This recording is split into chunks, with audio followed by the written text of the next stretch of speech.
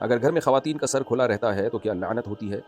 عورت کے لیے نامحرم کے سامنے سر ڈھانپنا لازم ہے، محرم کے سامنے لازم نہیں ہے۔ تو اگر خواتین گھر میں سر کھلا رہتا ہے تو یہ جائز ہے، بشرطے کہ وہاں کوئی نامحرم مرد نہ ہو۔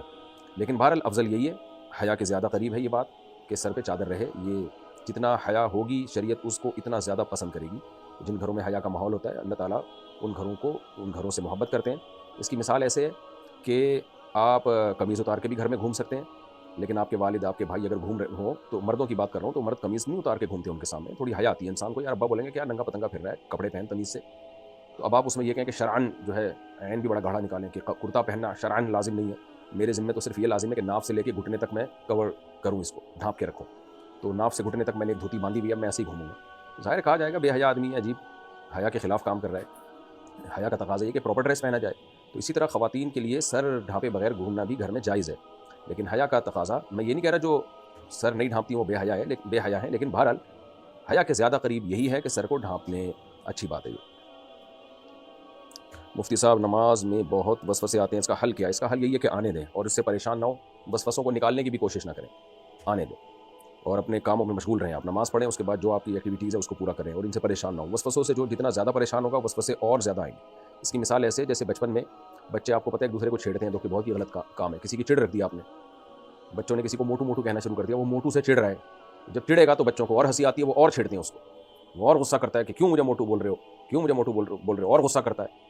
تو اس کا خیال ہوتا ہے کہ اس غصہ کرنے سے سامنے والا ڈر جائے گا۔ نہیں بھائی نہیں، آپ جب جتنا غصہ کریں گے تو بچے تو کہہ ہی اس لیے رہے ہیں تاکہ آپ کو غصہ آئے، تو وہ اور کھیلتے ہیں۔ تو اس کا حل یہ ہے کہ آپ غصہ کرنا چھوڑ دیں اور آپ بھی ان کے ساتھ شریک ہو جائیں۔ ہاں بھائی ٹھیک ہے ہم تو موٹو ہیں ماشاءاللہ، ایسے ہی کہہ دیں، تو وہ تھوڑی دیر میں جب دیکھیں گے کہ اس پہ اثر ہی نہیں ہو رہا موٹو پہ، تو وہ پھر بولنا چھوڑ دیں گے اس کو۔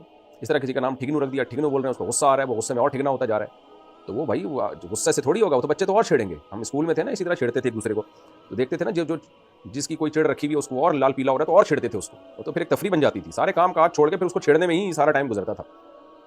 تو اس کا حل یہ کہ بھائی وہ اگنور کرے کہ ہاں بھائی ہم تو ہیں ٹھگنو، تو اس سے امید ہے تھوڑا لمبا ہو جائے گا وہ، لیکن اگر چھیڑتے رہے تو اور یہ غصہ ہوتا رہا تو وہ اور ٹھگنا ہو جائے گا اور یہ اس کو اور چھیڑیں گے۔ تو شیطان وسوسے دل میں ڈالتا ہے، آپ وسوسے سے پریشان ہو گئے تو شیطان اور ڈالے گا، پریشان نہیں ہو گے بولے آنے دے، آنے دو، اس سے کچھ نہیں ہوتا، نہ اس سے انسان کافر ہوتا ہے، نہ اس سے گناہ ملتا ہے، چاہے کتنے گندے وسوسے آ رہے ہوں، چاہے کتنے برے وسوسے آ رہے ہوں، معاذ اللہ نقل کفر اسلام کے بارے میں الٹے الٹے خیالات آ رہے ہوں، اس سے بھی کچھ نہیں ہوتا، کوئی گناہ نہیں ہے، حدیث سے یہ بات ثابت ہے، کچھ بھی نہیں ہوتا۔ تو خود بخود انسان کافر نہیں ہو جاتا، بیٹھے بیٹھے منہ سے بولنا پڑتا ہے اور اس کے تقاضوں پر عمل کرنا پڑتا ہے، تب جا کے ہوتا ہے، ایسے نہیں۔ جیسے طلاق کے وسوسے بیٹھے بیٹھے لوگوں کو آنا شروع ہو جاتے ہیں، تو آنے دو، تو ٹینشن لوگے تو یہ وسوسے اور آئیں گے، کم نہیں ہوں گے۔ اور اعوذ باللہ من الشیطان الرجیم بھی پڑھ لیا کریں، لا حول ولا قوت الا باللہ بھی پڑھ لیا کریں، بس ایک دو دفعہ پڑھ لیا کریں، یہ نہیں کہ اب اسی کو پڑھتے رہیں بیٹھ کے۔ وسوسے کے مریض ایسا کرتے ہیں، کوئی دعا بتا دو اسی کو پڑھتا رہے گا، ہر وقت مسلط کر لے گا اپنے اوپر، تو بھائی وہ تو آپ نے مسلط کر لیا نا اپنے اوپر، مسلط کرنے سے تو اور آئیں گے وسوسے۔